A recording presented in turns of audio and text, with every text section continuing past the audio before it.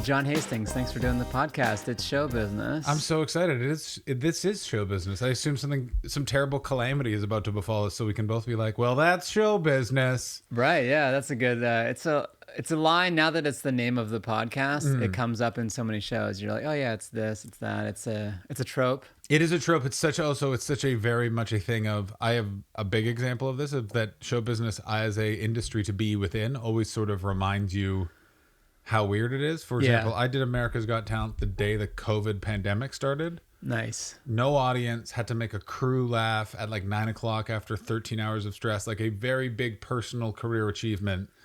And then because the world is weird, I couldn't get an Uber from Pasadena to Koreatown.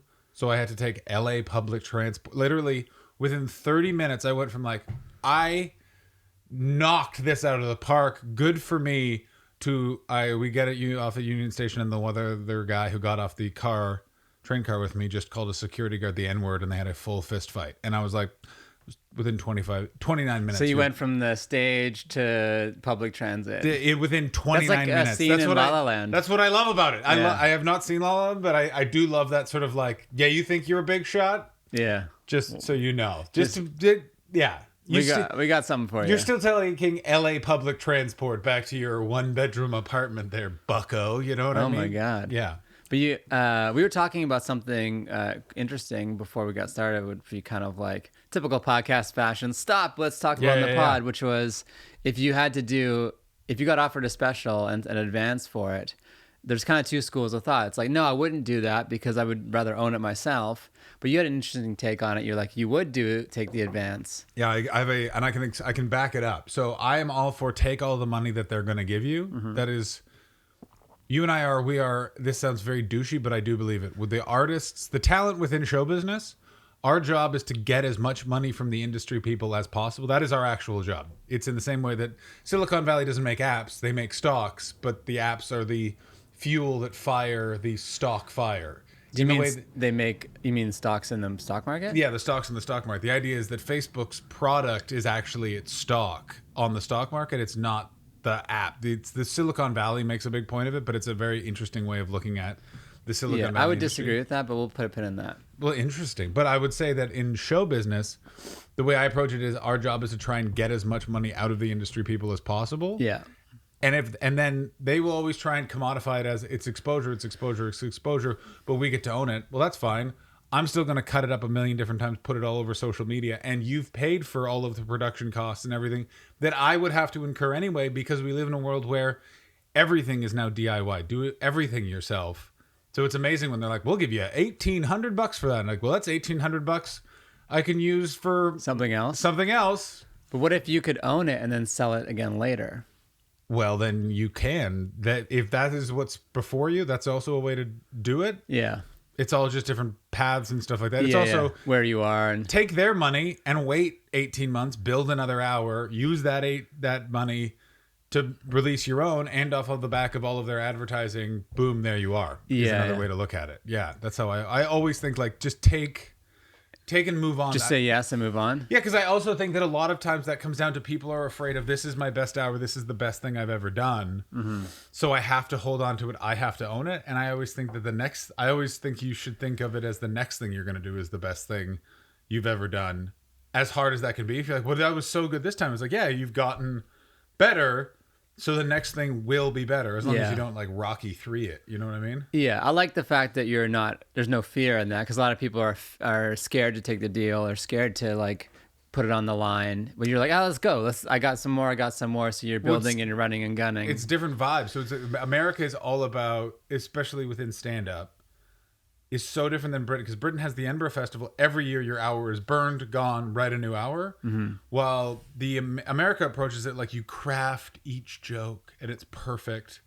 And there's a bit more like you have your 5 and your 5 is perfect, and then I can make a tape for late night and that would be my late night 5. Even though that paradigm doesn't really exist. Not really. No, like it sounds insane, but in our times of being professionals, it has gone from you need to get spots on TV to like people are, if you can get 3 Doug Loves Movies and 1 shout out on JRE, you can fill comedy clubs all over the Eastern Seaboard. Like, that's the weirdest thing, that's now the achievement. So it's so much So just you have to bet on yourself and just go the next thing I'm gonna do is better, because if you're just relying on working on 5 minutes, 5 minutes, 5 minutes, you're never going to be ready. You're never going to be finished, and like you won't have all that content out there. In the end, it's now just put as much of you as you can put on the internet as possible. I think is good. So people go, oh, I saw him here, there, everywhere. So is all of your current material online? Every stitch of jokes I have written, I have an album that came out exclusively on Pandora on August 31st and everywhere on September 6th. And except for the hour I'm trying to like write coming out of COVID, officially everything I have ever said is now on the internet somewhere. You could string together every bit in 15 years, I think, is online. And so if you go and do, let's say 15 tonight, is it some of that that's online? Yes, right now, because I'm preparing to film something for Dry Bar. Yeah. So it is stuff that is online pretty much for the most part. But I was always worried about burning it. Yeah. But it doesn't matter. People don't care, because it's also those people aren't at the show anyway. Yeah. They haven't checked you out. Like, you know what I'm saying? Like, there's not like you're not going up and they're like, boo, this guy. No, if I'm going to like a club and I'm doing an hour, which I'm not going to do that. Right. But right now I'm literally I'm giving 25. I'm doing 25 minutes in Utah in the middle of September. Yeah. That has to be totally clean. Right. I don't have 25 minutes of totally new, totally clean. So I'm like, I got to use stuff from before. Right. There you go. And they won't notice and it'll be fine. I don't think. I don't think it matters. Yeah. I think it used to matter. Yeah. And if you're a famous person, it absolutely matters. Yeah.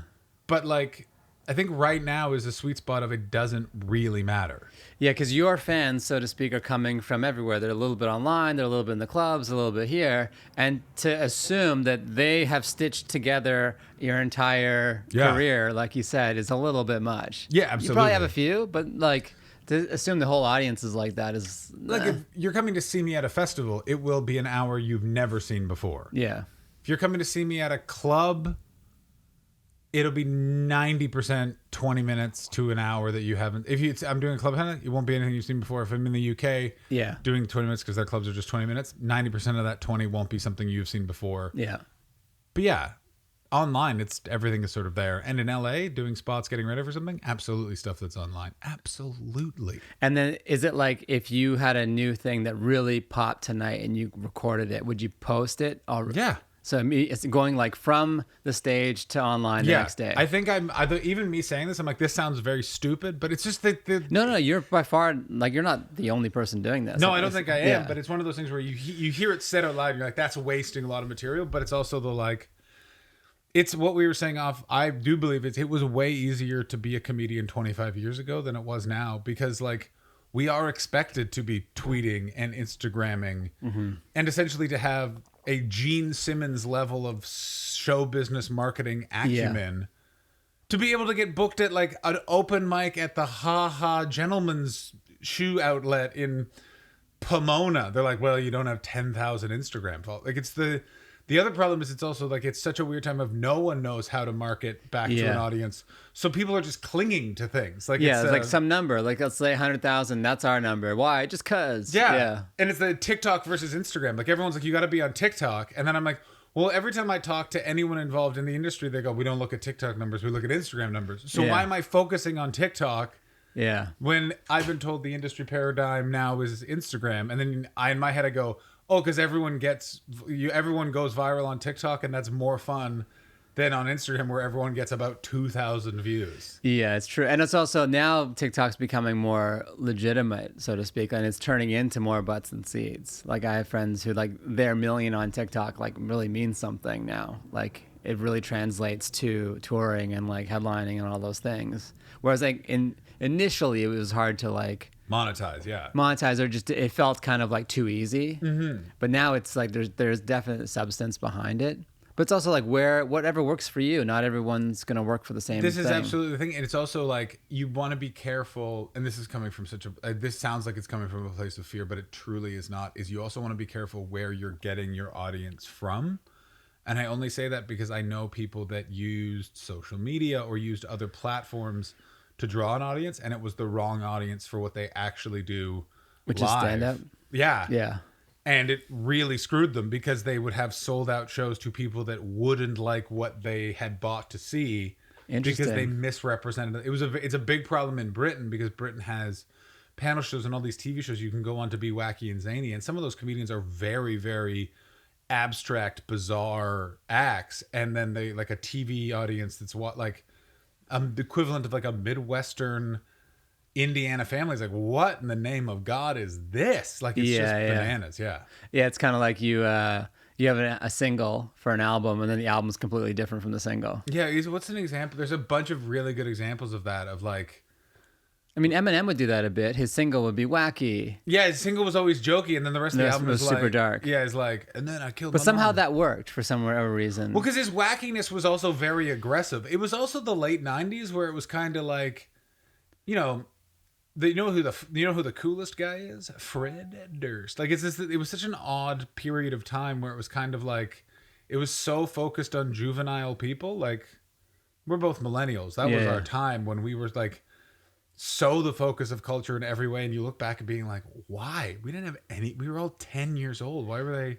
Yeah, and it was also like that. It was that last hurrah of like corporate marketing behind the youth movement, and it was also like the time to be in the music business. Was like oh my god, like literally like billions of dollars being made by like just a relatively good A&R guy in a good marketing department. It's like, ladies and gentlemen, let me introduce you to the sound of the summer, a little band called Len. And you're like, how the fuck? Len, were you in the music business? Because you're dropping things like A&R and all these. I'm a nerd. I'm just a nerd for this stuff. So I just know how it works. Yeah. Yeah, but I don't like.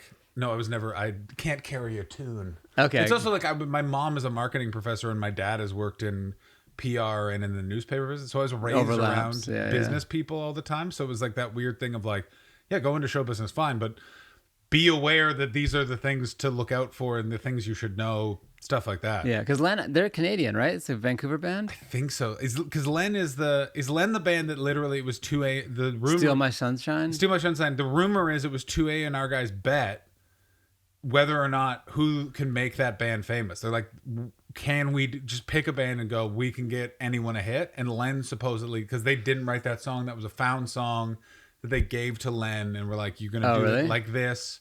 There's like a girl on the song that wasn't in the band, like a bunch of stuff. I don't know if this may be apocryphal. Yeah. But I do love that story in the way that you couldn't almost do that now, but you could definitely do it then. And that there was like 10 things you needed to do. The music video needed to have a certain vibe, and away you go. Yeah, and there's a Rap Mocha Only was in the music video.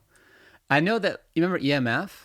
You're Unbelievable. I do remember EMF. That was a manufactured band. Really? Yeah, to the point where like there's a book about it, and it's an amazing read. And they talk about how it was manufactured to the point where like the people who manufactured it were like, "Can we just have a car be the guest on late night?" And they're like, "What do you mean?" They're like, "We'll just have a car. It'll sit there on stage, and then the car will answer questions." Like that's how crazy they went with it. It was completely like, I don't think they to this day exist. There's like no picture of them, or if the picture of them, it's not them. It's like, I don't know the story kind of like yours, like exactly, but like it's so interesting that they could just manufacture stuff. Oh, it's because it was this amazing time where you couldn't get music on the internet. Like the whole Napster. It was shelf space. Exactly. The whole thing with Napster was going to blow up the music because the music industry took so advantage of their audience.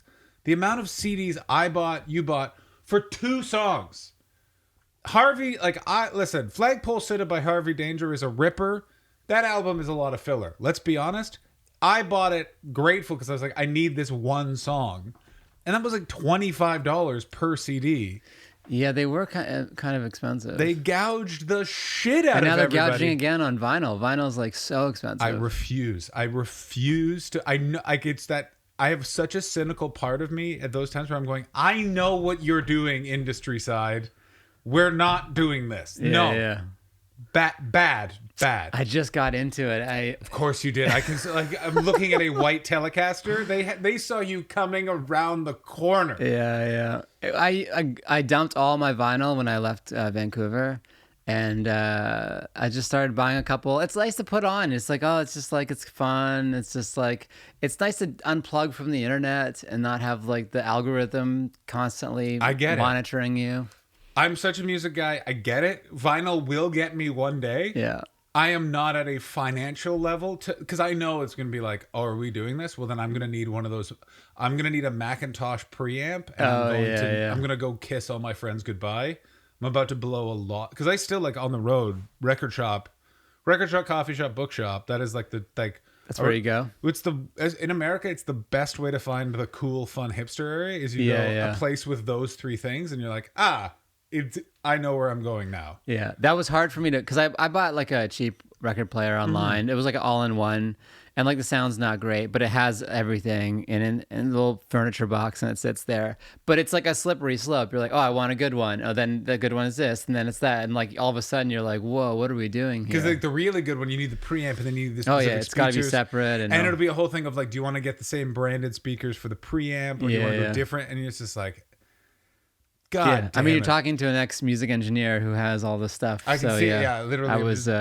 They sell. This is the thing though, and I get it completely, and then it's like, yeah, that makes total sense for our generation that we were so the wave of digital, and then the tactile nature. It's also the packaging, all of that stuff I miss with the internet, but I don't miss the intense gouging across the board. Now the music industry, because industries will always find a way to be evil. Now they're just not paying any artist for streaming. Yeah, I mean, it's not that they're not paying; it's just that. You're absolutely correct. The percentages are much more in the favor of the industry person for the most part. Well, they're in favor of the more popular artist. Is that how it works? So there's a lot of different. I've heard everything from it's pennies on the hundreds of dollars to if you are a super popular artist on Spotify, it's half a cent. So every play is half of 1 cent. So that's going to get divvied up.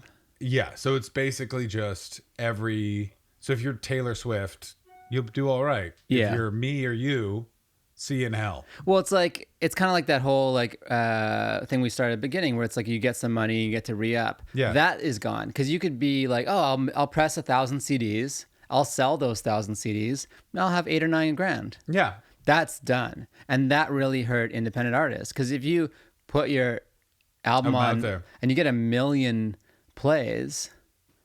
That's true. A million plays is $5,000. It's $5,000. The difference is you get the intrinsic value is if you can figure out some goddamn way to get on the road with those 1 million plays, then you're going to make cash because, as I understand it, and this is speaking for me, I have way more loyalty to a band that I've streamed than a band I've bought an album of because I'm going, they got this for free. I might as well. I'm going to go see them. I've spun this record 40 times. And yeah, like there's another Bandcamp I also very much like. I can literally just go like there's a band I love called Breakfast Muff from Glasgow. Breakfast Muff? And they're a feminist they're like a feminist post-punk feminist collective, and they are awesome. But they are like I think they're now on Spotify, but forever they were like, we will only be on Bandcamp and it is pay what you want. But then I found them on Spotify and I went to their Bandcamp and I was like, here's £10. Like it's just I like it's in the hand of the listener to determine how much money to give. The problem I do realize is a lot of people won't give money. Well, it's the same with comedy albums. You can't really make a lot of money on the album from selling the album or streaming the album, but from radio and Sirius is where the money comes from. Absolutely. Those royalties are a godsend right now. Yeah. Especially for Canadians. Especially for if you're 800 Pound Gorilla and a few other record labels have also really figured out a way to be pretty artist friendly and also incredibly good at getting spins in places and stuff like that. Like the album that is out now. Your album? Float Like a Butterfly, John Hastings, Like a Bee, available starting September 6th. Anywhere you stream good music. Right now it is exclusively on Pandora. The way that they sort of operate and how they it starts with Pandora that helps, I don't understand their plan, but it's working in terms of the amount of listens I'm getting on Pandora. I was like, well, no one was really listening to me. Pandora's huge for comedy. I had no idea. Yeah. And this is the other side of it is you should sometimes listen to the experts. Right. As much as I always find that a bit difficult. It's like, I've gotten this far, and it's like, yeah, that was luck. Listen to this person.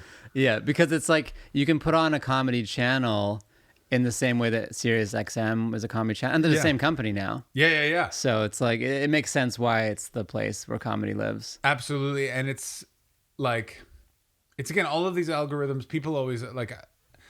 I have a lot of very indie lefty friends. Like, these algorithms have ruined creativity, and I sort of have to go, yeah, the algorithm. What do you mean they've ruined? In that you can't. It's not searching for someone that you love based on the album cover, or you hear about a band. Now an algorithm tells you, oh, you like this, you're gonna like that.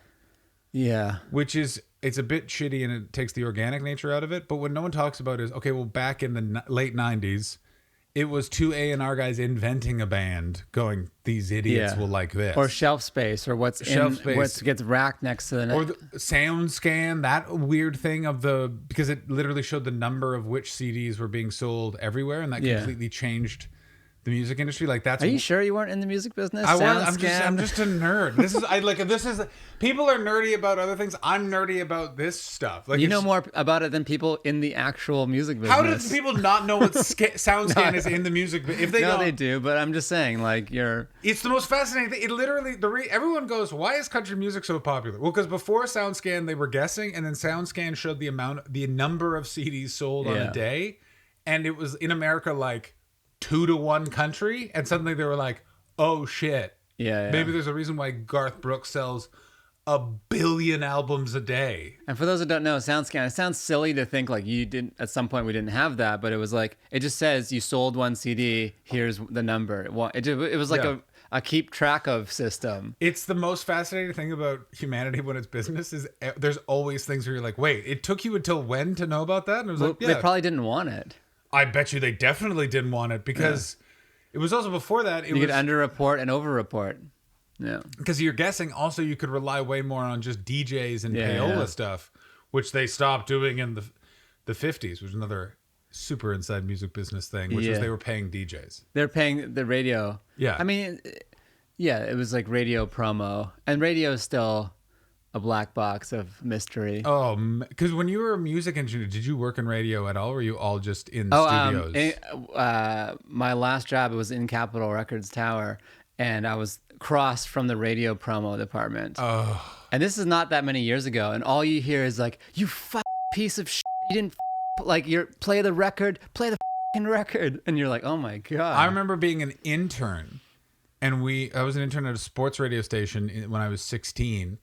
And we were like, the sales bullpen was like where our offices were. You had to walk through it.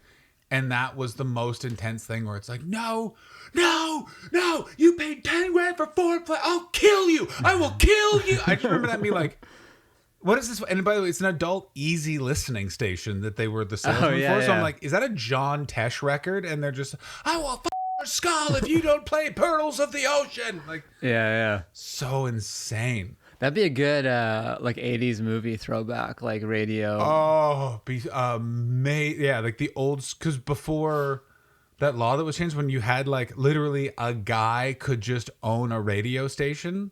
And it's coming back now with like the opening of digital channels in rural places, because they need to be able to provide news. So it'll just also the playlist. Like, how do you get on the playlist? That's the whole literally new Music Fridays.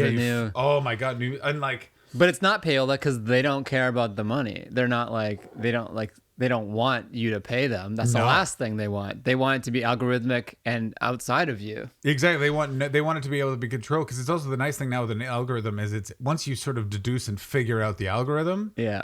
All of this sort of stuff, like there's specific methods and tricks that they all have used to it's all influence. It's just different influence peddling every time. Do you going back to something you said earlier, which was the what did I say? Put a pin in that? Oh, you're like, they sell stocks. Yeah. What makes you say that?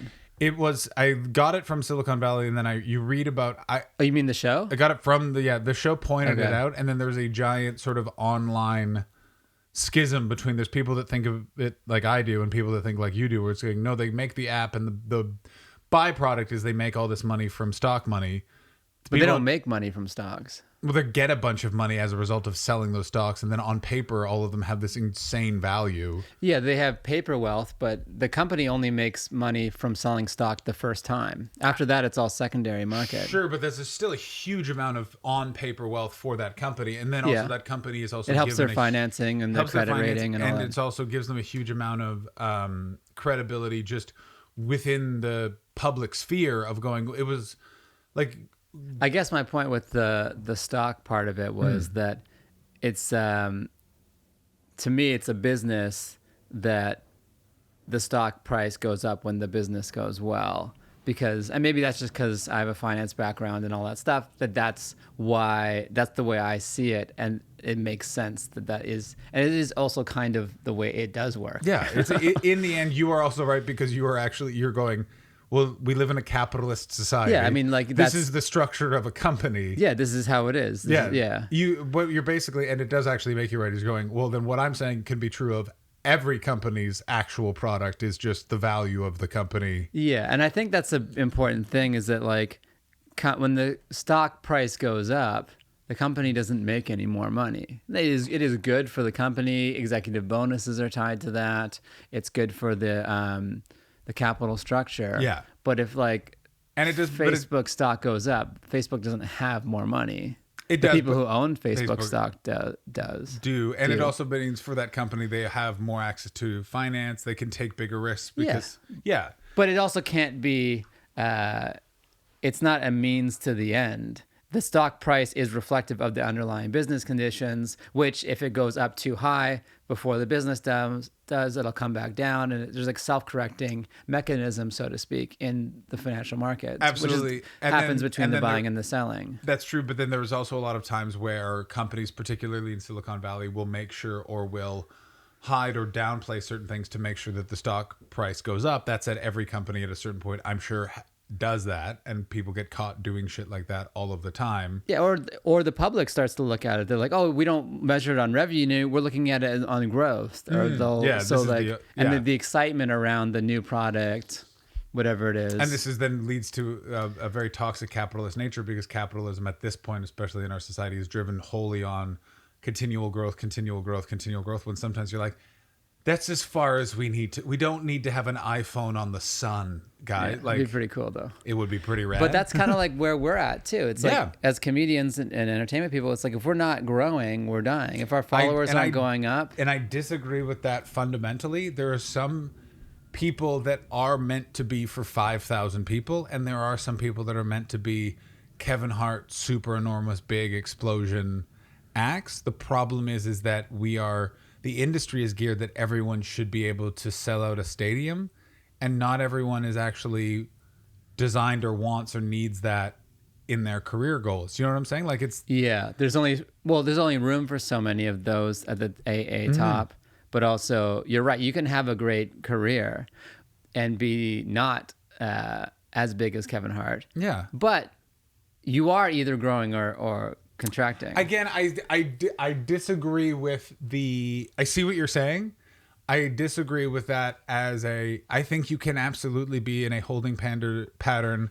This is the level I am at, and I'm just going to stay here and kind of cultivate that. And it might organically, you'll increase and decrease a little bit. Doug Stanhope, an example of, he is essentially just, he has his crowd, and all he does is he doesn't really grow.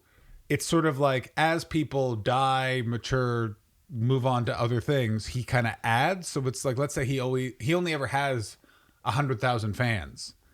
He's losing and gaining, but it still all stays at 100,000. Like, he has been at the same size venues in every market for 25 years. Yeah. Which in my head is more of an achievement than if you are like a mountain range in terms of success. If you played Madison Square Garden and then are playing Caroline's the next year, well, you shed tens of thousands of people that were willing to pay a ticket price for you. What the fuck happened? Well, but with comedy, that's a weird thing, though, because we could be back in the clubs. You could be back in the clubs. I mean, specifically the metric of, you are touring. It's I'll put stipulations on it. You are touring. This is your the thing you are touring. You have branded it. The venue your tour was going to was Madison Square Garden. The next tour, your venue is a comedy club. That something occurred. Yeah. Well, like in the growth, or either growing or dying, or growing or contracting, there can be like this. It can also be kind of like a stock. It's like the trend is up, but it's like you're what's your trend like? I completely agree. And then there's going to be look, just like a company, it's going to it's going to reach its total addressable market. That's about as far as it can go, and it can reach a self like kind of leveling. Like people keep buying Kleenex. Is Kleenex like the growth industry it was? No, it's just probably going to chill. Yeah, it's going to always. Everyone's going to buy a box. Yeah. And then you turn about 80, and for some reason, someone will invent a cool, better Kleenex, and then sales will go down. But then they'll rediscover a vintage Kleenex, and they'll come back up. That's exactly it. Yeah. And what I think for show business, using your sort of metric, is you kind of not plateau in the wrong way, but you can only maintain like stadium level thing for so long. I mean, who's doing it the best now? Kevin Hart? Probably Kevin Hart. And Kevin Hart. He's also an AA level actor. But it depends. It's also what market you're in. Because then if you're talking about Britain, because Britain's got a fucking thicket of arena stand-up comedians. Like, that sounds like a British word. It certainly is. But the thing is like Michael McIntyre is the fourth, in terms of ticket prices, fourth biggest selling in the world. And at the time that was announced, he hadn't toured America. It was literally from Australia. Yeah, I actually don't know who that is. So. And exactly. And the UK, which is the craziest thing again about the comedy portion of it, is that music is a bit more sort of like, yeah, there's a band that might be bigger in Japan than they are if they're an American band, but they might be sort of visible in both, which is like the UK.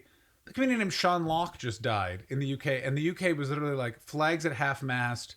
A hero is gone, and people in America were like, who's this guy? Like they would just never have heard. And they're on the same YouTube. They're on the same thing. They're just completely ships in the night passing. It's different audience, different markets. Exactly. And it's that odd thing again about stand-up is still so narrow cast. It's very narrow. Even like, these lineups are like, oh, look at this kill lineup. Everyone in the audience is going to know who these people are. And you're like, oh, no one knows who. Unless they're on TV, they don't know who these people are.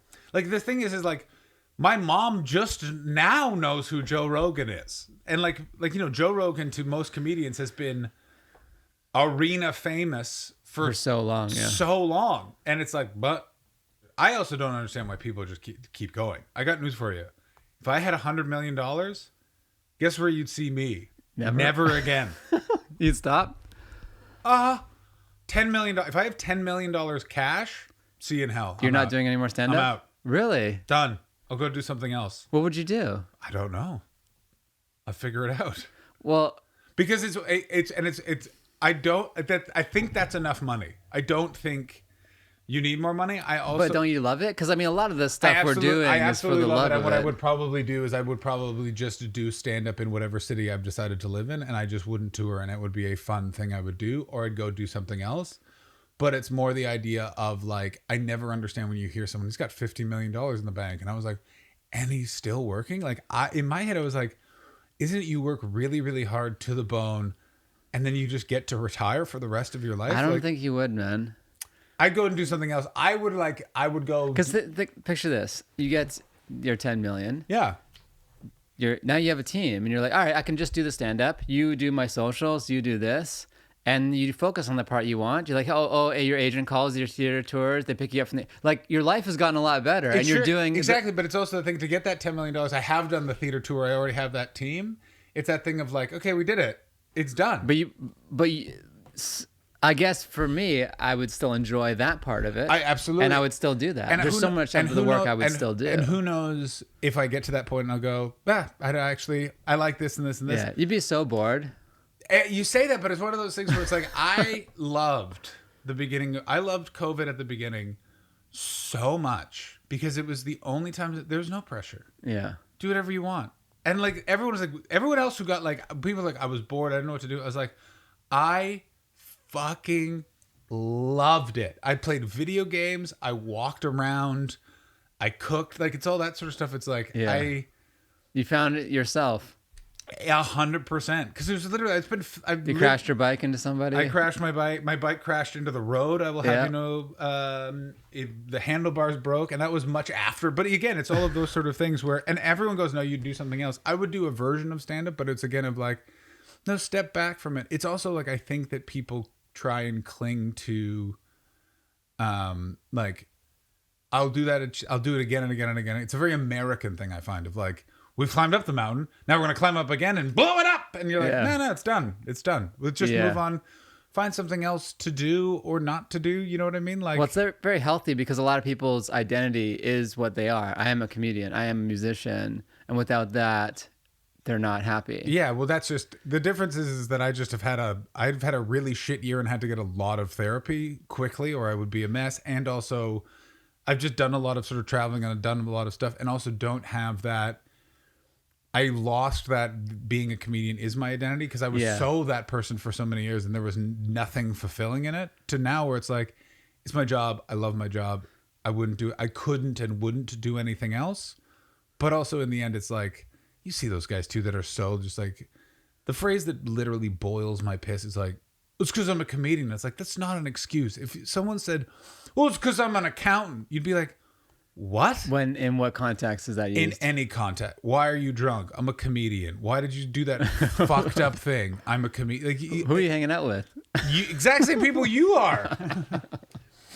Literally, if you walk up to any comedy venue, especially in LA, there are two dudes, probably in black, having that type of conversation. Yeah, but we have color accents on the bottom. I got green trousers, and I believe you're wearing a nice pink short. Yeah. So you see what I'm saying? That's where I come down to it. Go do something else. And people are like, well, what would you do? I'm going, I don't know. I also don't know what it's like to just have a $10 million in the bank, where it's like, all right. Would you just spend? No. Like, I literally would be like, all right, let's put this in. There's a reason. 10 million is you could put that in an interest bearing. That's such an RRSP. Absolutely. This is drilled into every Canadian's mind. And I still don't have an RRSP, by the way. Everyone in our generation in Canada was drilled that you're going to make 5% interest at some point. It was the greatest fucking Ponzi scheme in the history of the Canadian government are genius, because there is no way that's paying out. Like, baby boomers nailed it. We are. Did you have that in your elementary school in Canada? That would break. Here's your thing. And absolute, of course. It's crazy. And I still, by the way, have not gotten any sort of retirement plan. I need to do something at this point because Well, now you need to do it here. That's the thing, is I need to do it here. This is the other thing, is I've lived in 3 other countries. Like, I lived here and then Britain. Okay. And then Canada. So it's also that, like, it's the weird things of no one tells you about moving around, especially if you're doing it not as a citizen but with visas. Is like stuff like the state-sponsored pension is you've waived it. So because you'll get a certain amount from the Canadian government. Mine will end when I was 20 something. Okay. Of when I paid into it. The British aren't giving me shit. I got to figure out what I'm going to do. What's going on here? Yeah. You're probably paying into Social Security. I am paying into Social Security, but I only started paying into Social Security 2 years ago. Like, you know what I mean? Like, it's all that sort of stuff where it's just going to be... I mean, in America, you got to do for yourself. So it's probably some savings and all that. Yeah. We got to figure it out. But you've been doing really, really well since you came to America, coming from Canada. It's gone all right. You're doing great. I mean, you get tons of spots. You're in with Levity. You're touring. It's one of those things where I really, especially COVID, like, we all were very afraid of what was going to happen, and I was particularly like, did I get forgotten? Because I'd only been in the U.S. for like a year. Yeah, and I was also touring so much because I basically, like, I was doing the festival circuit forever, and in 2019, like, I basically, the tea leaves and everything sort of organized perfectly where it was just a really big year. Okay, you lived in England. Relax. Yeah. But it was one of those things where I was looking at it and I'm going, okay, in 2020, if this just maintains, we're golden. Like, this literally, like, day job, not be concerned, we have plenty of coffers. And then COVID hit, and it was just the worst sort of time for me in my head of like, will it be forgotten in all of these sort of places? And luckily that has not happened at all. And it's just been very, very nice. But I'm sure you feel the same thing of, it just feels like everything is sand, and all the money you're paid in show business right now feels like it's like money for like an empire that's sort of fallen. Because it's like, if Delta just ramps up a bit more, we're going back to doing comedy on a tennis court in the middle of Sherman Oaks. You know what I mean? Like, yeah, literally. Yeah. But it's like we kind of got the industry's run by tech in a way now. So it's like those are our new gods. I know, it's so funny. And it's like, oh, isn't that great? That like you don't have to, you're free, and you're like, well, yeah, it is in some ways, but in some ways we just have different rich god corporations we're dealing with now. Who in some ways care about us less. It's because we're not their primary product. I think it's exactly that. We're cared about way less, and it's also we are just content. Like everything, it's just something to be on at this point. It doesn't matter what it is. And what I think is and we're less on YouTube, we're less valuable than someone opening up a new iPhone. Yeah, PewDiePie is what, the fourth most watched thing, and he's literally just a guy in a chair talking about his day.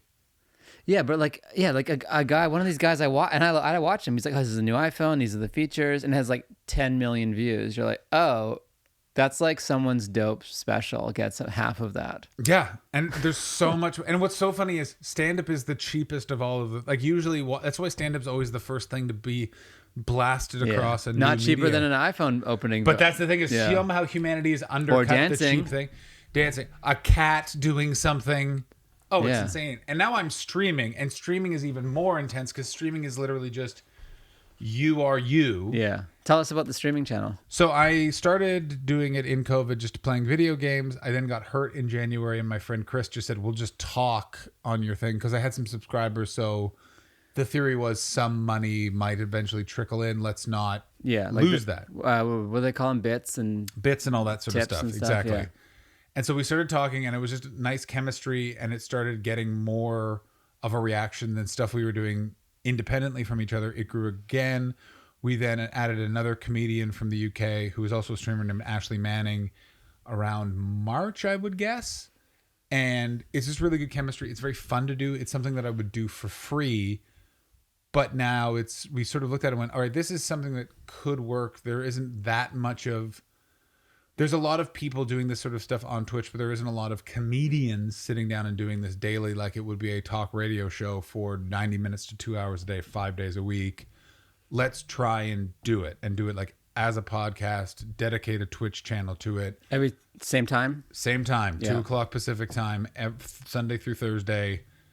And it's been such an eye-opening thing of that we're launching a like dedicated channel and a dedicated podcast on Sunday, September the 5th. And like the run up to promoting it and just getting all of the infrastructure, it has been such an eye-opener of what it's like to start a small business because we're all doing it 100% for free. Right now we've lost money because of all of the setup costs to all of this sort of stuff. And it's a very interesting, eye-opening thing in terms of if we move to a world where it's all online. Yeah. That's the thing again of culling a bunch of people. If you don't have access to someone with technical acumen or have technical acumen, that's going to be a bit of a Google. problem. Yeah. Yeah, but even Twitch is so annoying to Google. So annoying. Because Twitch is intentionally not user-friendly because they want to make it a bit hard for everyone to stream. I think is how it feels. I think it's just complicated. Like you say that, but like there's got to be a way to. Twitch has their own app now, which made it way better. I know, but but the problem was when they launched that fucking Twitch Studio app, it was the glitchiest of all of the broadcasting studio suites. Oh, really? So I was just like, why? You know that. You would know that. So everyone's afraid to use it, and they're still using OBS or Streamlabs, which have their own set of problems. But it's been very rewarding in that you can actually see it grow. You see stuff being rewarded. Twitch and streaming is so relies on organic growth. Like you can see people trying to manipulate it and trying to do, and it'll get them a certain way. But then I look at friends who sort of were right out of the gate with COVID and have like exploded on there, and it was super slow and organic, and it was all them doing exactly what they wanted to do with the medium. Right. And that I really find interesting about how tech gods have become the rulers of the comedy industry, because it's sort of back to a DIY ethic of like, do whatever you want and you'll find the audience. But it's actually like, no, seriously, what would you like to do? And it's like, I want to blow up pickle balloons. There are 10,000 people that will watch you do that. Wow. Like you just have to grow to a point where they know you're the guy. Yeah. And it's bananas. That's amazing. And also, like, it's also for young people, which this sounds weird because I don't think 36 is that old, but it's like I have to be aware of younger references and stuff like, because in the end, that is who our market is going to be at a certain point. Yeah, definitely. People our age are not going to comedy shows every night of the week because they have kids and houses and responsibilities.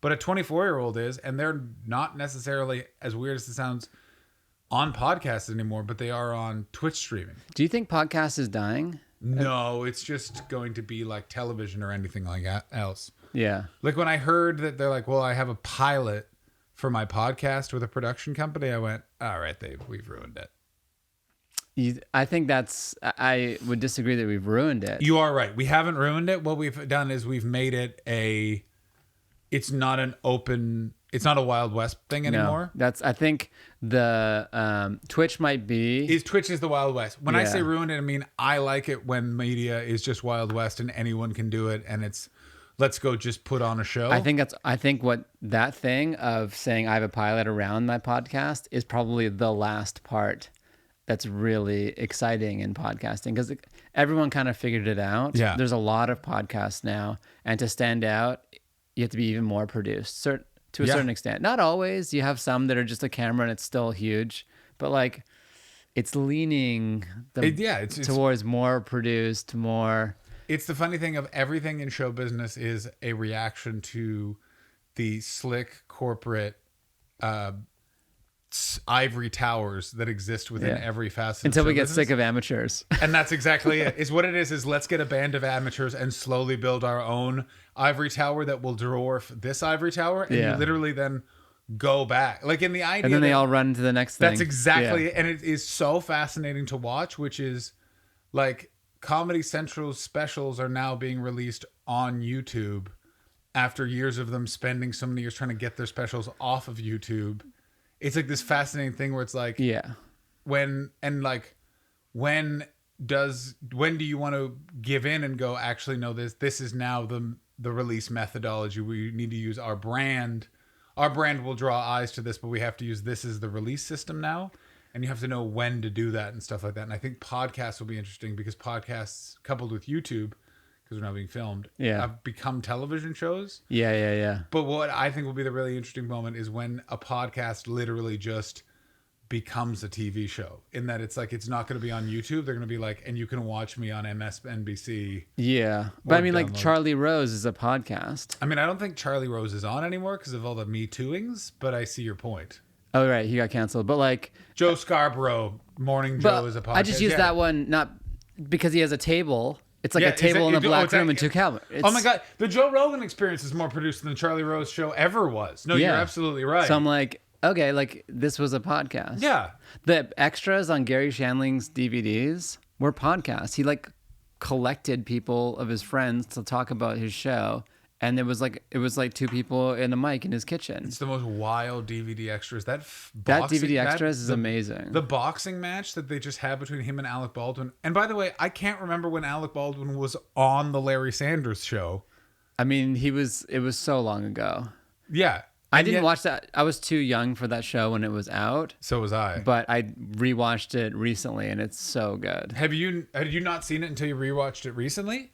No, I'd never seen it until a couple years ago. It is. That was a staple of like university late night watching because it would be on like the Comedy Network in Canada. Oh, now CTV2, the comedy channel. It would be on. I remember like seeing it and like my parents would watch it, I think. But like it was so ahead of its time. The no laugh track, the long awkward pauses. Yeah, essentially it's a fake mockumentary documentary. They're not good people. Like that's the other thing of like the idea that you're rooting for some, like they used to portray sitcom characters that had horrific ignorant thoughts and it's sort of like, isn't it crazy this person exists, hard, but they would still sort like Archie Bunker is the character I'm referencing, but he still has a heart of gold, does our Archie.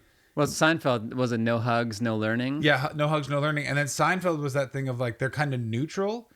And then like Larry Sanders, it's like, no, they like Hank Kingsley is an actively bad guy. Like he has and like Larry's a bit of a dark-hearted son of a bitch too. Like they're not They're almost bad people on that show. And so what was their line? watchable. It was like, it's about people who love each other, but show business gets in the way. Yeah.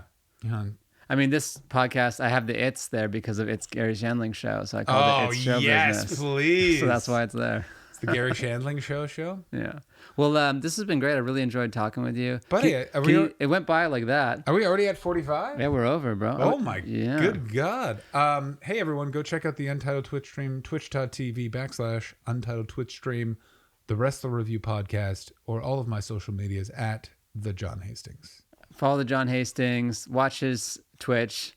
What game do you play, by the way? We'll end on that. Well, now it's all like what would be called like it's all just talking streams or IRL, so in real life streams. So it's mostly just sort of. But when you play, must still game. I still game occasionally. Right now we're playing Mario 64. Okay, so you plug in the Switch? Yes, I absolutely do. Okay, so you have like a little box thing. Yes. What's it called?